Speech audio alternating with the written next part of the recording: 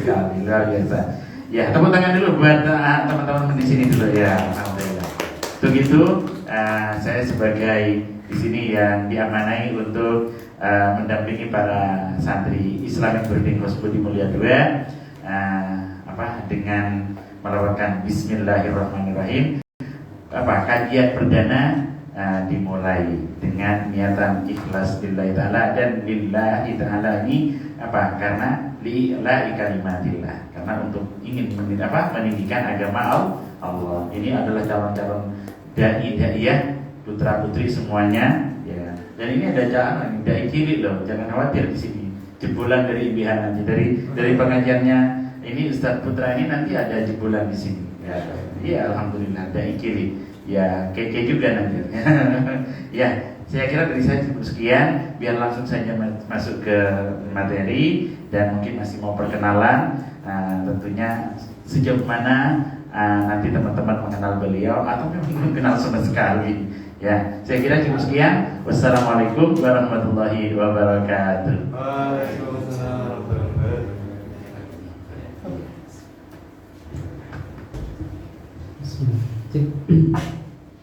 Assalamualaikum warahmatullahi wabarakatuh. Waalaikumsalam warahmatullahi wabarakatuh.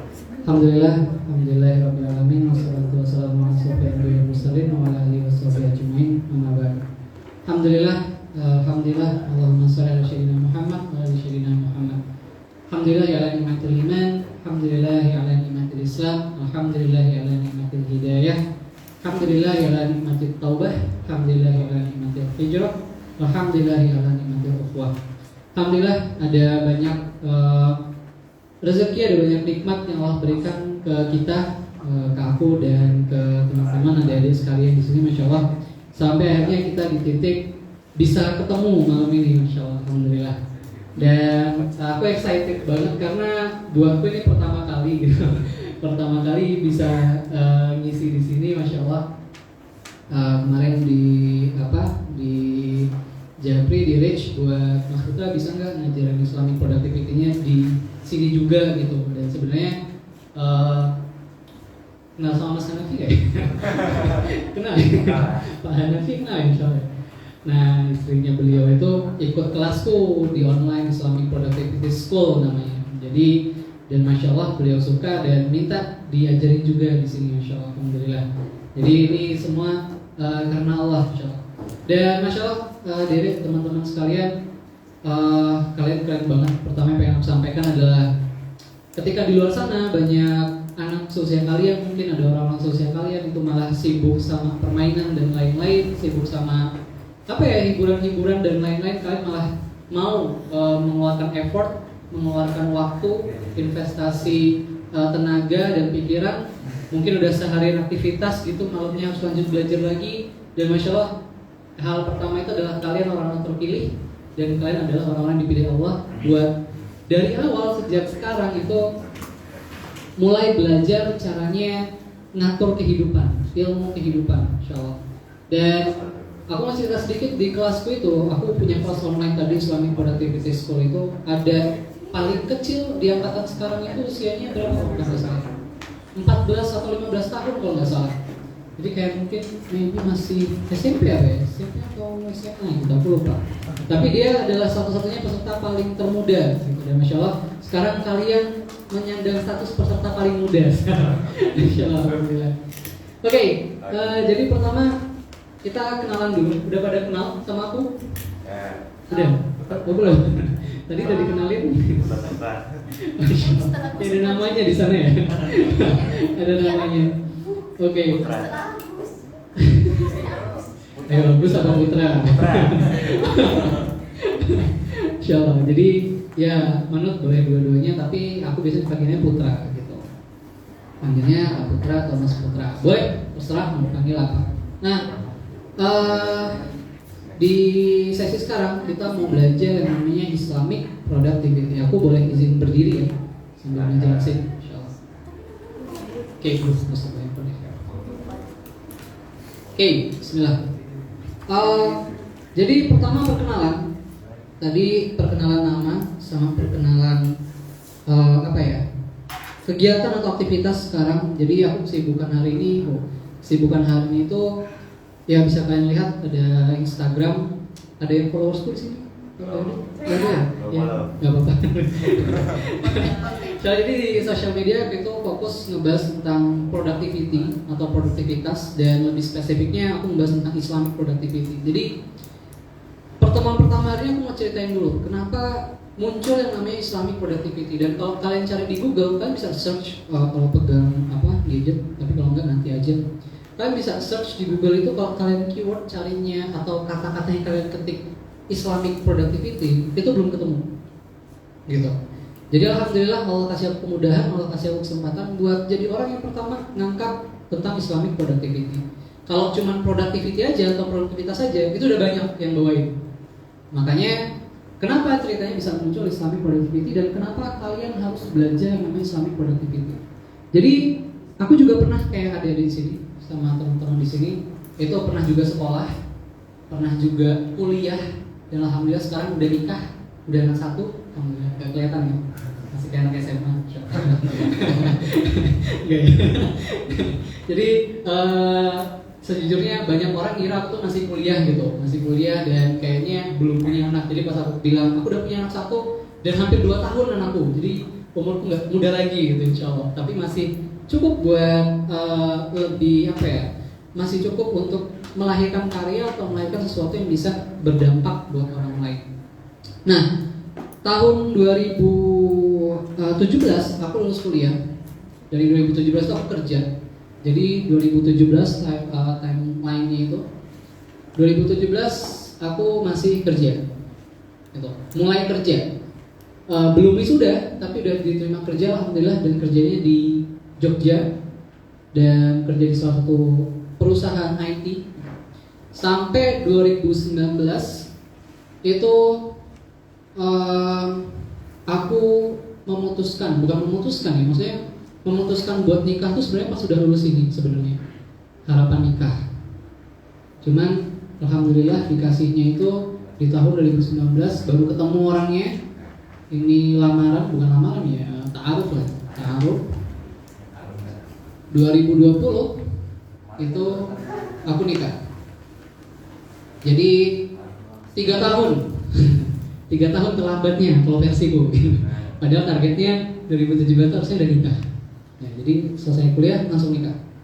Nah, awalnya hidupku itu aman dan nyaman, nggak ada yang salah sama kehidupanku. Kenapa? Karena aku pikir hidup dengan rotasi kayak setelah kuliah itu, pertama kita kuliah itu ngapain? Belajar ya.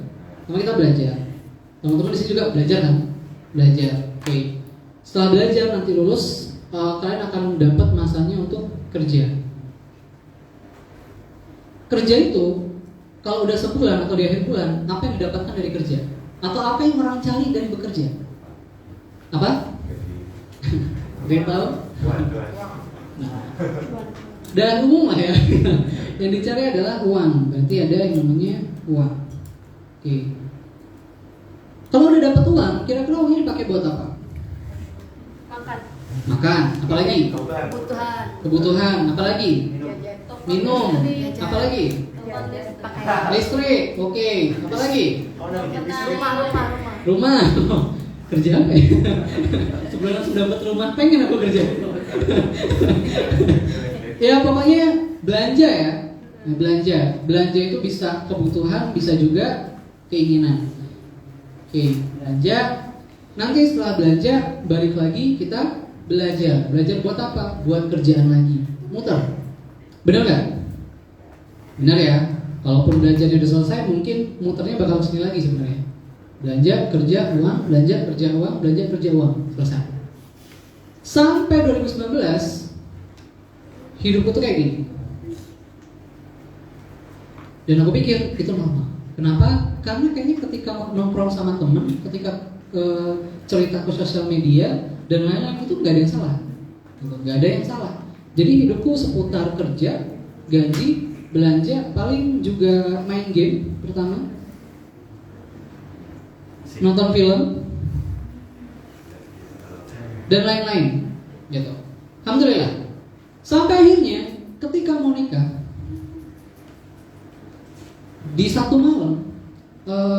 aku kepikiran satu pertanyaan yang itu merubah hidupku 180 derajat. Dan itu yang bikin Islamic Productivity ini lahir.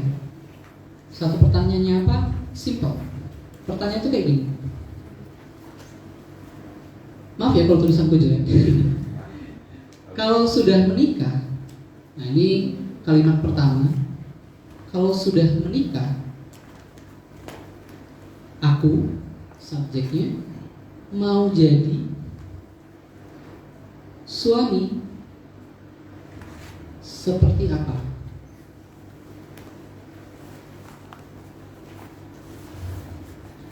Akhirnya turunannya dari suami, kalau aku punya anak, nanti mau jadi ayah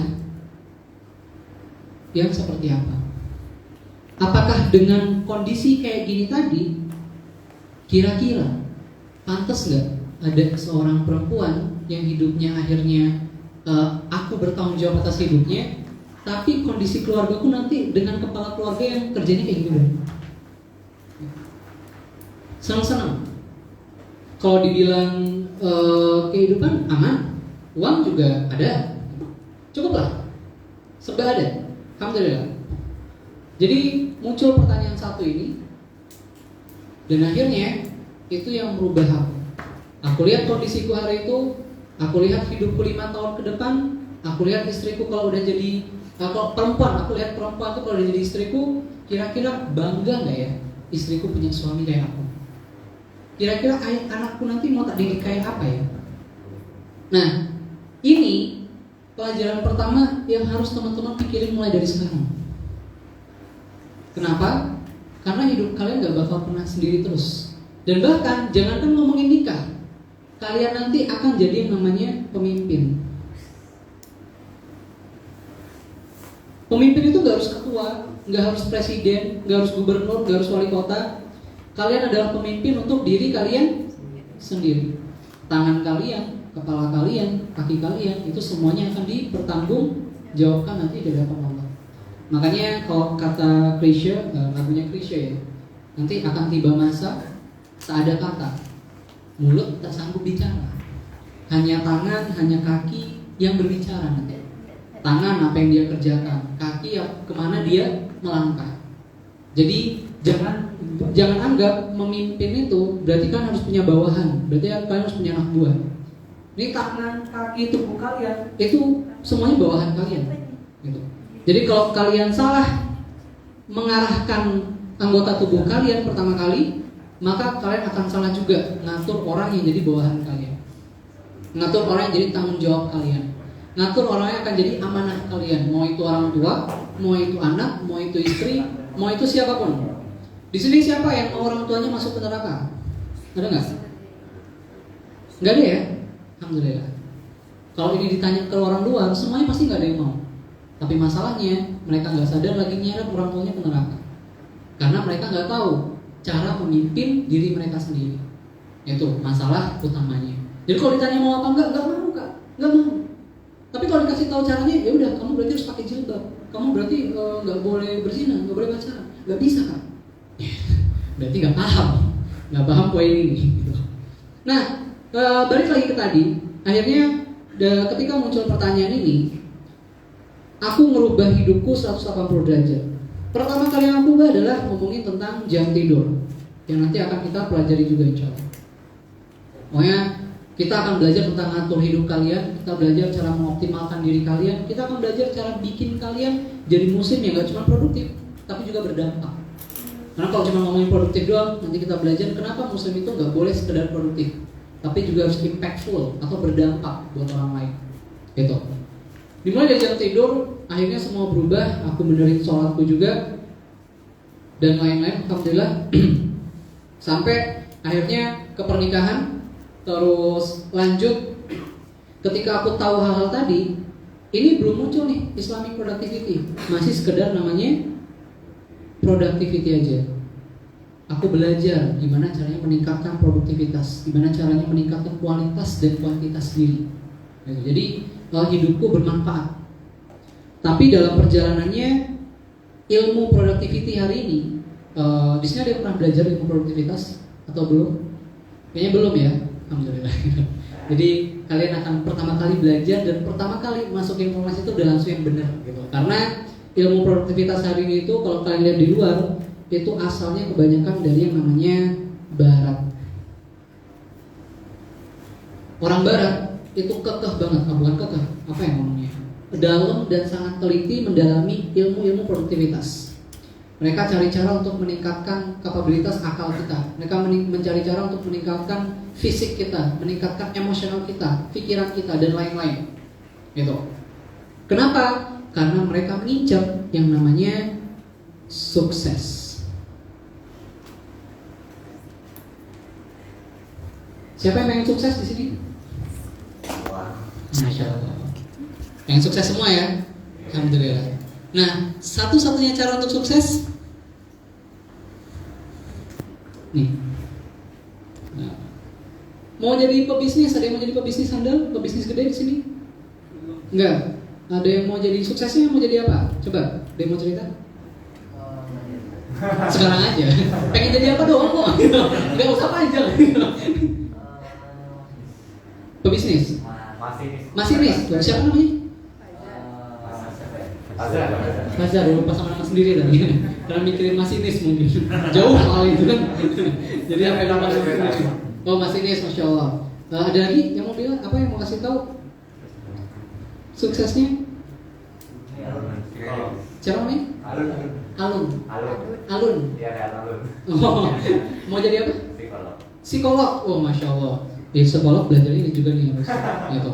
Karena psikolog itu belajar mental health juga, belajar neurolistik kalau nggak salah namanya, NLP, language program, neuralistic language program. Itu dan lain-lain. Nah, satu-satunya cara untuk sukses adalah dengan meningkatkan produktivitas atau belajar cara untuk produktif.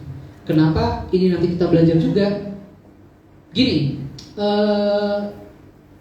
bukan merendahkan, bukan juga untuk menghina, tapi hari ini banyak muslim ketika dia belajar agama, dia belajar hijrah, tiba-tiba yang dulunya produktif banget jadi gak produktif sama sekali atau produktivitasnya menurun. Kenapa? Karena dia salah mengartikan produktivitas. Dia gak paham zona-zona kehidupan gitu. Dan ini bahaya. Contoh, aku punya temanku itu punya teman lagi. Nah, temanku punya teman lagi. Temennya ini itu punya kerjanya udah enak gitu, udah enak.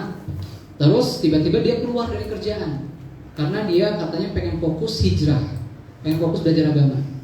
Orang tuanya si temennya ini cerita ke temanku, ngeluh, "Dek, kok anaknya ibu setelah ngaji jadi kayak gini ya?" "Kenapa, Bu?" Dibilang, "Kok kamu gak kerja lagi?" Terus dia jawabnya, "Aku gak mau dunia mengganggu akhiratku." Masya Allah. Temanku cerita ke aku, minta solusi. Pertama kali yang aku bilang adalah itu ngawur. Itu udah ngawur gitu namanya. Dia nggak paham yang namanya belajar zona kehidupan. Karena Umar bin Khattab pernah mendapati sekelompok pemuda di satu masjid.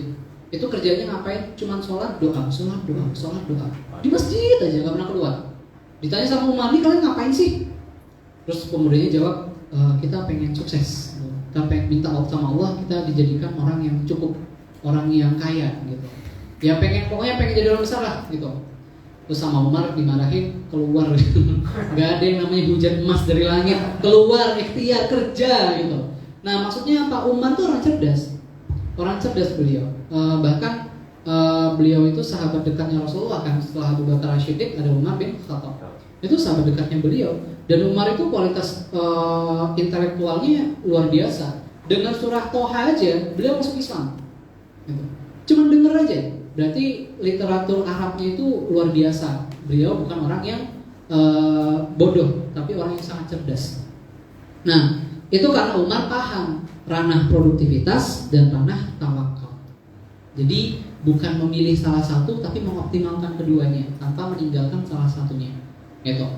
Nah, ngomongin produktivitas barat, ketika kita fokus cuman sama hal ini, ketika aku fokus cuman sama hal ini, belajar ini terus, akhirnya tiba-tiba setelah beberapa bulan produktif memang, aku jadi lebih bangun lebih pagi, hidupku lebih teratur, aku punya karya ini, karya itu, alhamdulillah, dan dimudahkan semua. Tapi nggak tahu kenapa kayak ada yang kosong aja rasanya, kayak ada sesuatu yang kurang. Terus aku curhat ke temanku, ini kenapa ya, kok semakin aku produktif malah jiwaku kayak semakin kosong. Ternyata punya usut, produktivitas barat itu cuma fokus ke dua hal, yaitu akal dan fisik. Produktivitas barat tidak pernah atau minim membahas tentang yang namanya jiwa, nafs. Makanya kenapa orang barat itu bagus ilmu dunianya tapi minim empatinya, karena nafsnya tidak pernah terlatih, gitu. Nah, ketika kita fokus sama yang barat doang, akhirnya kita cuma fokus sama dua hal ini. Kita memang jadi manusia yang produktif, tapi jiwa kita mati. Dan ini nanti yang menuntun kita ke toxic productivity. Toxic apa artinya? Ada yang tahu? Racun. Pintar, Masya Allah. Namanya toxic. Toxic productivity. Jadi produktivitas yang beracun. Kalau minum racun bakal sehat apa bakal mati? Bakal mati. Bakal enak apa bakal nyaman? Nyaman. Kok nyaman? Minum racun gak ada yang nyaman deh. Gak nyaman minum racun. Nah, jadi dia produktif, tapi toksik produktivitasnya. Ini nanti kita belajar kenapa disebut produktivitas yang toksik. Akhirnya temanku nyaranin, Put, kata dia, Put, coba kamu balik ke Islam. Kenapa? Soalnya gak mungkin kalau ada sesuatu yang baik itu Islam gak punya, itu gak mungkin. Makanya pasti Islam punya. Cuma masalahnya adalah orang-orang gak pernah melihat Islam atau lebih silau melihat peradaban Barat atau ilmu Barat, karena ilmu Barat terkesan lebih penyampaian mereka terkesan lebih sesuai, lebih dekat dan lebih mengasyikkan. Kalau orang Islam kaku, ngebosenin. Kalau Allah Ta'ala fil Qur'an yang Karim, a'udzubillahi minasyaitonirrajim. Jadi malam ini gitu. Maksudnya gini, setiap Rasulullah itu ngajarin setiap kaum itu punya bahasa, dan setiap bahasa kaum itu berbeda. Nggak sekedar teks bahasa kayak bahasa Arab, bahasa Inggris enggak, tapi termasuk bahasa kedekatan atau bahasa ngobrol gitu. Makanya kalau hari ini aku pakai bahasanya bahasa tinggi, bahasa fikih, ngantuk kita. Jadi mungkin ada yang soalnya gitu juga pernah ngisi di anak muda, bahasannya agak berat gitu kan. Ya selama 10 menit udah pada pegang HP semua gitu. Kayak ditanya udah, iya mas, apa tadi mas pertanyaannya gitu. Udah aduh mana yang, makanya kudu disesuaikan. Nah, kita jadi itu awal mula munculnya Islamic Productivity adalah ketika aku belajar.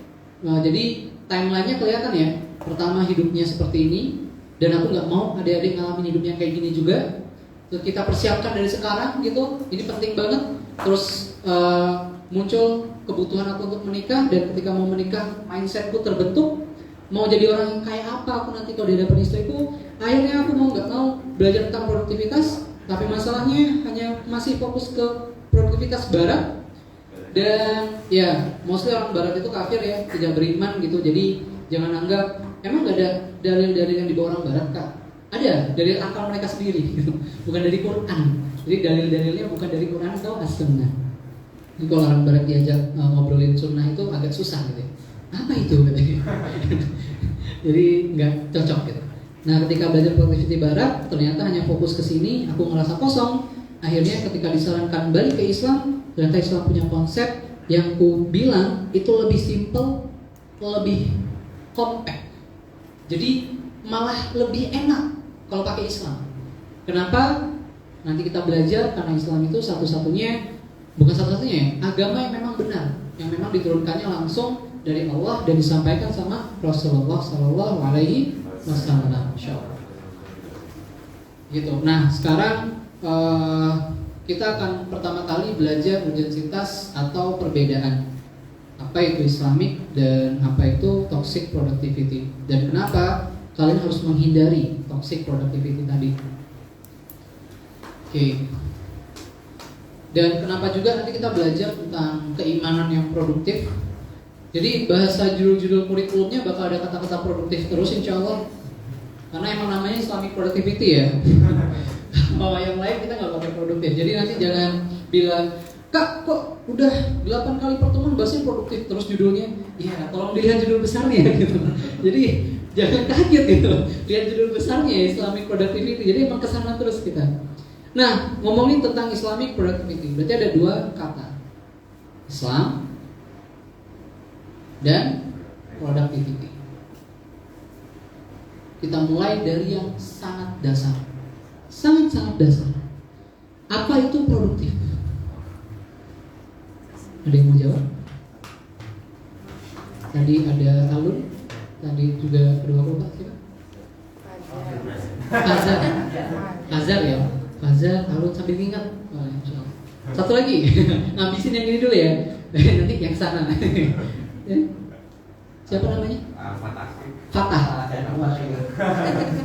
Apa Fatah? Definisi produktif menurut Fatah. Jangan takut salah. Kegiatan sehari-hari. Apa? Kegiatan sehari-hari. Kegiatan sehari-hari. Oke, masya Allah. Ada siapa namanya? Wildan, masya Allah. Berapa murid? 11, tadi lagi hitung ya. 11. Ingat-ingat. Kemarin ulang tahun keberapa ya? Masya Allah. Menurut Wildan, di umur 11 tahun ini, supaya kenal juga, produktif menurut Wildan apa? Wah, masya Allah, keren. Nih, 11 tahun ya. Produktif itu menghasilkan sesuatu. Masya Allah. Sebelahnya jangan mengalah. Siapa namanya? Siapa? Syahdan. Syahdan. Oke. Apa produktif Syahdan?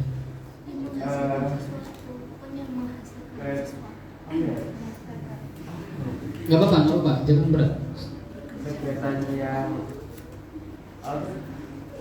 Kegiatannya bermanfaat atau apa? Bermanfaat, tapi itu kayak lebih tinggi loh, lebih nambah lah. Oh, kegiatan yang membuat kita bertambah. Iya. Oh, masya Allah. Luar biasa ya. Memang kalian Allah hadirkan di sini tuh udah siap semua mental dan pikirannya, masya Allah. Aku nggak expect jawabannya itu loh tadi. Sumpah, jadi kayak menghasilkan sesuatu, bertambah, rutinitas yang ini, itu keren loh. Maksudnya ketika tadi pertama aku tanya, ada yang kenal kosakata produktif, nggak ada yang jawab gitu. Tapi ketika dijawab definisi, otak kalian langsung bermain gitu. Harus kasih jawaban yang bagus. Masya Allah. Jadi produktivitas tadi menghasilkan sesuatu, juga kegiatan atau aktivitas yang membuat kita bertambah atau bertumbuh, bahasanya bisa jadi, dan rutinitas atau kegiatan yang bermanfaat. Masya Allah. So, definisi produktif, aku mau kasih definisi yang simple, singkat, tapi kompleks. Dan definisi ini langsung bikin kalian ngerti apa itu produktif dan apa aja dibutuhkan untuk jadi produktif. Siap ya? Oke. Definisi produktif itu, ini kita pisah dulu.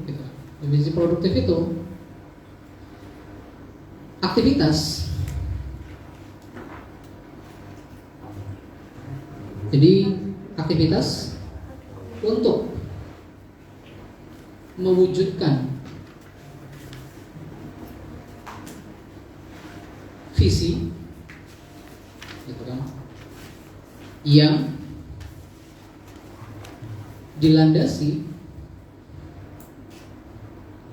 oleh yang namanya purpose. Ini harusnya pakai huruf besar, bentar. Salah. Oke, aktivitas.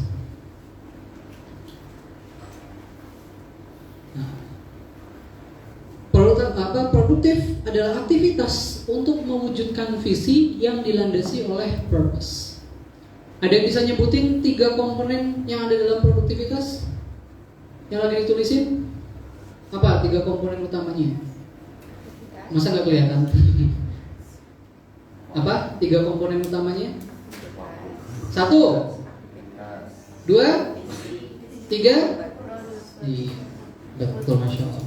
Aktivitas, visi, purpose. Syarat untuk jadi produktif harus punya 3 hal ini: aktivitas, visi, purpose. Kenapa di tengah-tengah bahasa Indonesia ini tiba-tiba ada bahasa Inggris?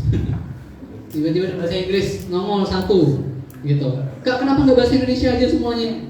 Masalahnya gini, bahasa Indonesia itu miskin, sedikit. Jujur aja, bahasa Indonesia itu miskin. Miskin itu dalam makna kosakatanya sedikit, nggak banyak, gitu loh. Bahasa Arab itu adalah bahasa yang paling kaya kosakatanya. Jadi satu bahasa Arab itu, satu kata bahasa Arab itu maknanya bisa banyak banget. Itu kerennya bahasa Arab, Masya Allah. Makanya bahasa tertinggi itu yang dulu jadi bahasa internasional itu bahasa Arab. Orang kalau mau ngelamar anak orang lain, itu ditanya pertama kali adalah, kamu bisa bahasa Arab gak? Kalau nggak bisa, skip. Swipe kanan. Skip, next. Nomor 7. Ada antriannya gitu. Itu harus bisa bahasa Arab. Kenapa? Karena bahasa Arab itu bahasa internasional. Jadi semua orang harus bisa bahasa Arab. Nah, hari ini mulai ditinggalkan karena sekarang terganti bahasa internasionalnya bahasa Inggris. Nanti kita belajar sejarah. Nanti belajar sama Mas Robi mungkin sejarah tentang itu.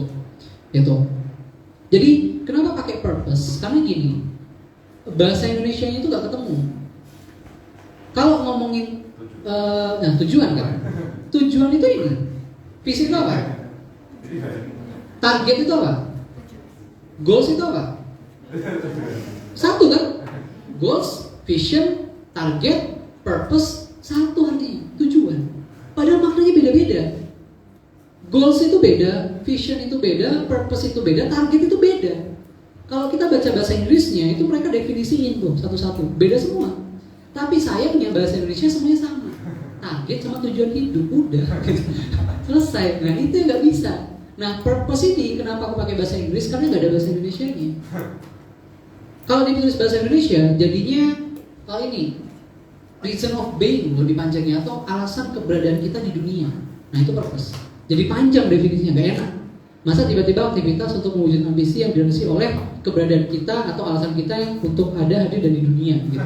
Panjang. Ya bikin cerpen aja bukan? Nggak bikin kayak gini. Jadi harus ada 3 komponen ini. Dan sebenarnya masalah orang ketika mereka pengen jadi produktif dan mereka gagal, mereka selalu mulai dari aktivitas. Oh aku harus baca buku. Oh aku harus olahraga. Oh aku harus lebih banyak belajar. Oh aku harus ini, harus itu. Tanpa mereka pernah punya visi. Kalaupun mereka punya visi, mereka gak pernah mikirin purpose-nya. Nanti kita belajar bedanya apa aja dan kenapa semuanya penting. Karena nanti ini akan jadi pembeda antara Islamic sama Western. Western. Bedanya di sini. Beda banget. Dan kekuatan perbedaannya ada di purpose. Di sini. Bedanya di sana. Yang membedakan kita sama kafir, yang membedakan Islam sama Western nanti, yang membedakan antara berkah sama toksik, itu di situ semua. Gitu. Jadi penting buat kita belajar 3 komponen ini nantinya, dan aku pengen sampaikan untuk bisa jadi muslim yang produktif, untuk bisa mencapai tadi 5 huruf yang semua manusia kejar. Kenapa orang pengen sukses nih? Pertanyaannya, kenapa kalian pengen sukses? Bahagia, oke, jawaban pertama. Jawaban lain? Kenapa pengen sukses? Punya duit banyak. Kedua, jawaban lain? Jujur aja, gak apa-apa. Terkenal, wah, gak apa-apa. Kalau di warung-warung disapa sama orang, ih mbak ini ya, kak ini ya. Gitu. Itu step pertama, terkenal. Apa? Ada yang lagi? Alasan lain kenapa pengen sukses? Bahagia. Tadi udah sama berarti. Bahagiain diri sendiri. Bahagiain siapa lagi? Orang tua. Udah pasti. Template. Semua orang pasti pengen bahagiain orang tuanya. Gak mungkin gak? Masya Allah. Jadi itu fitrahnya manusia ya. Empati gitu. Semua orang pengen sukses, kuncinya 2. Mereka pengen bahagia, dan mereka pengen tenang. Udah, 2 ini doang. Kaya itu kenapa sih? Karena pengen tenang dan pengen bahagia. Ngebahagiain orang tua masuk juga karena pengen bahagia dan pengen tenang. Iya kan? Punya perusahaan besar atau jadi masinis punya apa? Masinis itu apa? Kereta ya? Punya kereta 12 gerbong. Tiap hari narik buat ke Solo Jogja gitu. Keretanya punya sendiri, pribadi, swasta ternyata gitu kan. Loh nggak apa-apa dong mimpi gitu kan. Siapa tahu bisa bikin rel sendiri gitu kan. Itu karena apa? Pengen bahagia dan pengen tenang. Kuncinya cuma dua ini. Manusia hidup itu nyarinya cuma dua ini, nggak ada yang lain. Nyari uang, popularitas itu cuma kulit luarnya aja, gitu. Orang cari uang itu kita harus gali lagi. Kenapa pengen uang? Oh, aku pengen beli, misal apa? Beli rumah. Kenapa pengen beli rumah? Biar nggak ngontrak pindah sana pindah sini. Kenapa emang nggak mau ngontrak pindah sana pindah sini? Biar tenang hidupnya. Jadi nggak harus pindah sana pindah sini. Gitu. Oh aku pengen jadi kaya. Kenapa? Supaya bisa hajiin orang tua. Kenapa pengen hajiin orang tua? Supaya mereka bahagia. Dan aku jadi tenang kalau mereka bisa bahagia. Jadi semua itu kulit luar aja. Tinggal dicari ke dalamnya. Dan nggak ada kata sukses kalau tidak produktif. Balik lagi. Dan jadi problem utama juga adalah Muslim untuk produktif itu hukumnya wajib.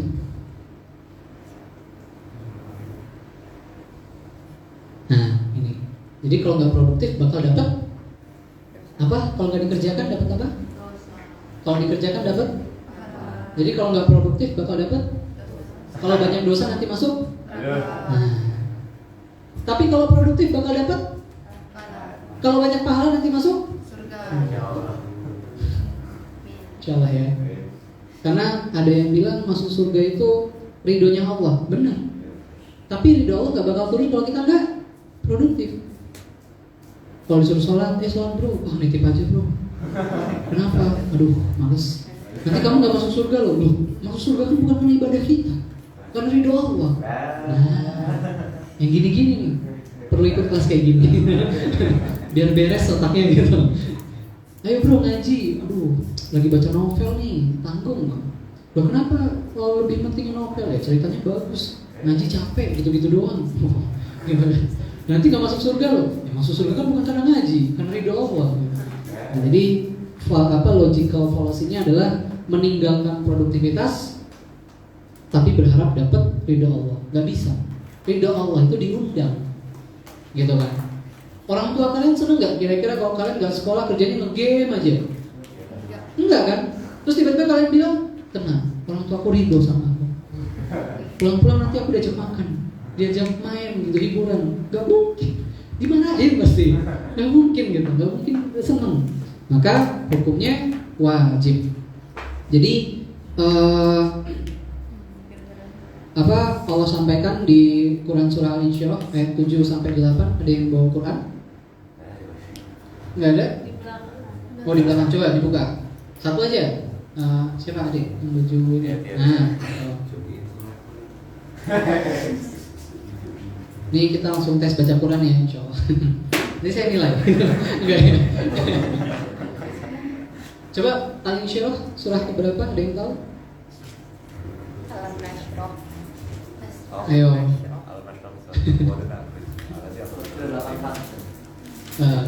Dicek aja langsung. 84, betul nggak? Udah berubah. Pokoknya antara itu ya, 84 atau 83. Benar?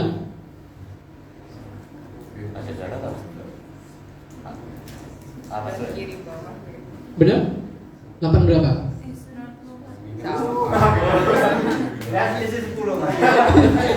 Cuma selisih 10 kok. Gak sampai 80. Aman ya? Coba ayat ke-7 sama ayat ke-8 dibaca. Gak apa-apa, baca aja, baca Quran. Insya Allah bisa.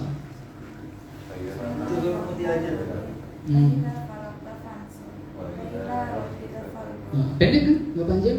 Apa ayat ke-7-nya? Faiza ke-8 wa ila rabbika farghab. Arti ayat ke-7 apa? Apakah dia mengira bahwa tidak ada sesuatu pun yang melihatnya? Ayat ke-7, ayat ke-7. Oh iya bisa. Ayat ke-7, enggak panjang loh tadi ayatnya. Kenapa tidak jadi panjang gitu? Aku kaget juga, jadi beda.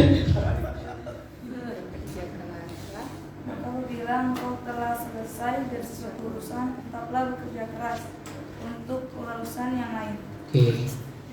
Apa tadi artinya? Ketika kau setelah selesai dengan satu urusan, maka bekerja keras untuk urusan yang lain. Ulama mentafsirkan itu ada dua tafsir sebenarnya. Ada yang ngomongin, ada yang berpendapat itu masalah akhirat, ada yang berpendapat juga itu masalah akhirat sama dunia harus seimbang. Ada juga yang berpendapat dunia juga, tapi tetap tujuannya akhirat. Tapi simpelnya tengah-tengahnya adalah poin yang mau kita ambil adalah satu urusan. Kalau udah selesai, maka lanjut ke urusan yang lain. Artinya kamu tetap ngelakuin sesuatu, terus mengisi aktivitas kamu dengan hal yang bermanfaat, ya kan? Nah, tapi ketika udah ngomongin urusan-urusan ini, kalau mau nyelesain urusan, kalian harus paham pertama fundamental urusan yang kalian urusin. Ngomongin tentang keuangan, belajar tentang fundamental keuangan, dasar-dasar ngomongin atau ngatur keuangan. Kalian punya urusan tentang public speaking, ngomong depan orang, berarti belajar fundamental public speaking.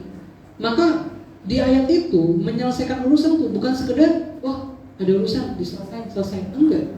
Tapi juga kalian belajar, memperdalam skill kalian, memperdalam ilmu kalian. Mau jadi masinis, belajar apa aja fundamental untuk jadi masinis gitu. Belajar gimana cara meningkatkan kapasitas diri supaya bisa jadi masinis yang hebat, gitu kan? Nah jadi itu ayat pertama ngomongin tentang kita harus produktif, ngisi waktu kita. Karena Rasulullah SAW pernah nyampein juga dua nikmat yang menipu manusia itu adalah nikmat pertama apa?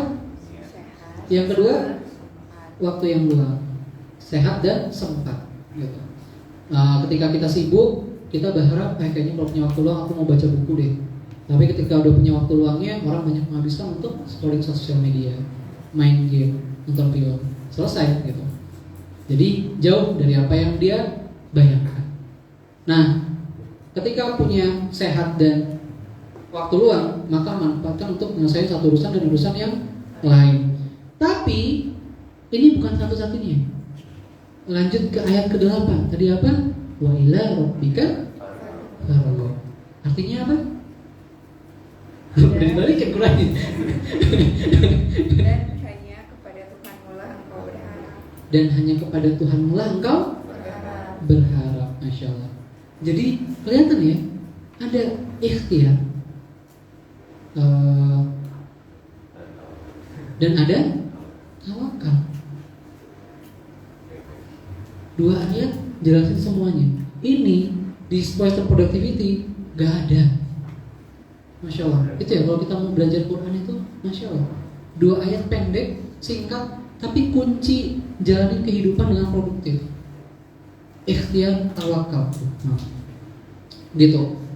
Jadi Rasulullah pertama kali wahyu yang turun ke beliau itu apa? Wahyu pertama kali turun ke Rasulullah. Yang pertama kali ayat yang muncul diturunkan apa? Ayat pertama? Pendek ya. Iqra. Pertama kali Rasulullah itu disampaikan sama malaikat Jibril. Kata Jibril, baca. Iqra. Baca apa? Ya kata Rasulullah gitu ya. Cuman ini nggak pasti yang aslinya gitu. Cuman gambaran itu kayak Rasulullah nggak bisa baca, nggak bisa tulis. Malaikat Jibril pakai wujud aslinya. Waduh, itu wujud asli itu luar biasa. Jadi panjang kisahnya itu. Kalau kita definisin atau detailin, kenapa hari itu Rasulullah bisa kaget? Karena orang Arab nggak kenal namanya gambaran malaikat tuh gimana. Mereka taunya malaikat tuh kayak perempuan, terus ada sayapnya gitu. Dan pokoknya perempuan rupanya bagus, ada sayap. Kenapa? Karena mereka menganggap Allah itu udah maha besar, maha hebat. Jadi Allah itu nggak perlu punya bawahan atau punya anak laki-laki. Nah, jadi anggapan mereka tuh kayak gitu. Makanya mereka nggak punya informasi sama sekali tentang wujud malaikat. Jadi pertama kali Jibril itu nunjukin wujudnya, kaget. Ya, apa kayak penampakan tiba-tiba loh. Kaget. Ini kok luar biasa. Nah, dari kondisi itu lagi tegang, lagi kaget, lagi nggak fokus, disuruh baca padahal nggak bisa baca. Ini kalian tiba-tiba di gang gelap, ketemu om badan kekar, tatoan, jenggotan, mukanya ada codet gitu kan, tiba-tiba baca. Bingung kan? Baca bu, gitu. Kaget lah. Jadi panik, saking paniknya. Tapi masalahnya adalah ketika disampaikan Iqra, waktu itu Qurannya udah ada belum? Itu Terus yang dibaca apa? Ayo, yang dibaca apa? Kalian kalau disuruh baca pasti disuruh buku kan? Nih, baca. Ini nggak ada Qur'annya, baru satu loh, baru ayat pertama turun gitu. Baca. Yang dibaca apa? Ada yang bisa jawab? Yang dibaca apa? Nah, ayat selanjutnya itu menjelaskan. Baca itu baca penciptaan manusia. Baca langit yang menjulang tinggi tanpa tiang. Baca pohon yang dulunya kecil jadi pohon yang besar, rindang, kuat. Baca air yang mengalir, ada ikan-ikan di dalamnya hidup. Baca burung yang terbang dengan sayap-sayapnya, dibaca. Maka karakteristik orang muslim itu pembelajar. Semua itu dibaca. Jari yang gerak hari ini, mata kita melihat hari ini, itu dibaca. Baca itu maksudnya menelaah, merenungi, menghayati. Iya kan? Nafas kita, jantung kita itu semua dibaca. Maka kursi itu masuk. Nah, jadi untuk pertama perkenalan hari ini yang kita pelajari. Besok pekan depan insya Allah kita mulai masuk belajar tentang lebih dalam kenapa Western productivity itu berbahaya kalau kalian tidak menginstal pertama kali Islamic productivity. Kak, Muslim boleh nggak belajar dari Barat? Boleh nggak baca bukunya orang-orang kafir gitu yang bahas tentang time management, bahas tentang bahas tentang mindset, bahas tentang lain-lain? Boleh nggak? Kan mereka nggak beriman gitu. Jawabannya? Yakin? Boleh nih, yakin? Hah? Mubah? Oke. Ada yang lain makruh mungkin? Ada yang sunnah? Mubah, betul, mubah. Boleh-boleh aja. Tapi syaratnya ada. S dan K berlaku. Syarat dan ketentuan berlaku. Makanya Oke, siap insyaallah. Karena udah habis, makanya pekan depan insya Allah kita akan belajar kenapa ini berbahaya dan kenapa nanti turunannya jadi toxic productivity. Di mana aku akan jelasin detail apa itu toxic productivity dan kenapa kalian nggak boleh jadi muslim yang produktivitasnya itu toxic. Gitu. So hari ini kita perkenalan itu dulu, pendahuluannya ini dulu dan aku balikin ke Ustaz Jafar insyaallah, Ustaz Jafar insyaallah. Barakallahu fikum, jazakumullah khairan. Ya, saya kira tepuk tangan dulu buat ini luar biasa banyak pencerahan. Insya Allah nanti kedepannya akan semakin jelas dan semakin terang benderang untuk teman-teman semuanya. Insya Allah. Ya, amin amin ya. Kayak betul nggak ada yang ngantuk. Kalau Allah Taala tidur semuanya, iya ngantuk ya. Kalau ini luar biasa hebat ya. Saya kira itu cukup dulu ya. Kita akan ketemu lagi minggu depan. Tapi besok malam ada sama juga dengan insya Allah sama Ustaz Robi insya Allah ya. Masih ada juga sama seperti Ustaz Putra tadi menariknya. Saya kira cukup sekian. Mari kita akhiri dulu dengan kafaratul majlis bersama. Ya ada pertanyaan ya. Aduh, ini nggak puas Tan. Ini ya luar biasa berarti luar biasa responnya dia langsung. Jadi kabarnya. Ingin, waduh, boleh cepat. Ada pertanyaan. Kalau menurut Islam yang boleh dilihat atau apa aja?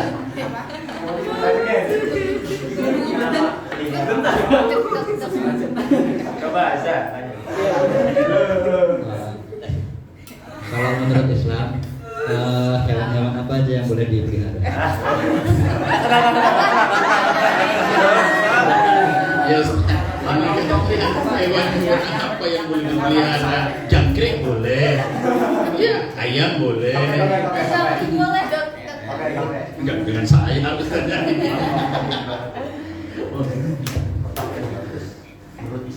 Aku nyeritain apa tadi? Kayak aku minta teman introspeksi diri, lagi muhasabah. Apakah aku punya peliharaan? Ceritanya. Tadi aku pelihara apa ya? Kayaknya nggak menyinggung peliharaanku. Gimana? Oke, masya Allah. Biar produktif ya. Iya. Masya Allah. Bertanya bervariasi. Iya. Bagus. Oke, dari kesesuaian. Tapi nggak apa-apa. Islam itu membolehkan kita melihara hewan apa aja yang itu boleh dipelihara. Maksudnya gini, ada beberapa hewan itu yang sifatnya najis. Ada yang emang sifatnya haram, itu haram dini ya, haram dimakan gitu. Ada misal anjing itu boleh nggak dipelihara? Boleh. Asal ada asalnya gitu. Asalkan nah, syahadat ketuaan berlaku. Jadi ini jadi problem juga. Nah nanti bisa dicari aja, tanya sama Ustadz Jafar, sama Ustadz Jafar, sama guru-guru yang lain. Ustadz, hewan apa aja yang boleh ya? Kalau dari aku, sejauh produktivitasku, kurang mendalami. Aku melihara hewan itu cuma kucing. Dan setahu aku memang yang dilarang itu tadi anjing, kecuali ada uzur syar'i. Babi bisa, kecuali ada uzur syar'i juga gitu. Jadi selalu ada kecualinya di belakangnya, kecuali uzur syar'i, dan kecuali uzur syar'i. Jadi alasan-alasan yang perbandingannya adalah antara nyawa kita, keselamatan kita, atau melihara hewan ini. Contoh babi itu haram ya, tapi boleh juga dimakan asal gitu. Ada asalnya lagi. Perbandingan nyawa kita atau babi ini gitu. Ya mending selamatkan nyawa gitu. Makanya untuk detail jawaban ini insya Allah nanti ustadz di sini atau guru-guru sini bisa lebih detail menjelaskan insya Allah. Bahkan kalau ditanya dalilnya insya Allah bisa langsung dikasih dari dalilnya insya Allah. Barakallahu bisa. Insya Allah. Cukup dulu ya. Itu ya. Simpan atau tulis, catat dulu. Oh iya, Ustaz, mungkin mau WA-an dengan beliau ya, kasih nanti Ustaz ya. Nah, untuk kan ada nomornya Ustaz Putra ya. Ya nanti kalau anak teman-teman mau WA-an tentang tanya seperti tadi, boleh, nggak apa-apa. Nanti kan dia browsing terus santai aja, nggak apa-apa, boleh ya. Instagram juga boleh. Di Instagram boleh itu Instagramnya kan. Iya. Oke. Baik, saya kira cukup sekian dulu ya. Alhamdulillah ternyata tidak terasa sebenarnya. Ini masih banyak ingin tapi masih ada waktu nanti insya Allah. Mudah-mudahan semuanya masih sehat. Ya sehat selalu. Insya Allah akan bertemu pekan depan ya. Insya Allah hari Selasa yang akan datang. Saya kira itu. Terima kasih semuanya. Mari kita akhiri dengan kafaratul majelis bersama. Subhanallahumma wa bihamdika asyhadu an la ilaha illa anta astaghfiruka wa atubu ilaik. Wassalamualaikum warahmatullahi wabarakatuh. Baik teman-teman, ada air putih ya, kalau minum di depan di sini. Silakan. Oke, monggo saja. Ya, boleh istirahat sekarang. Fokus ya.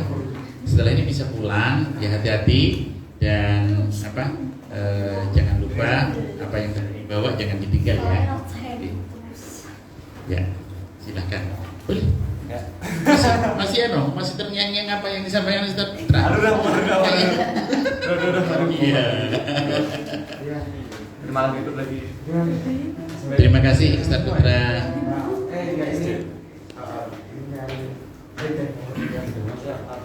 Kau kuliah di SMK ya?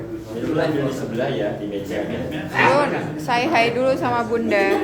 Bunda kayaknya lihat deh.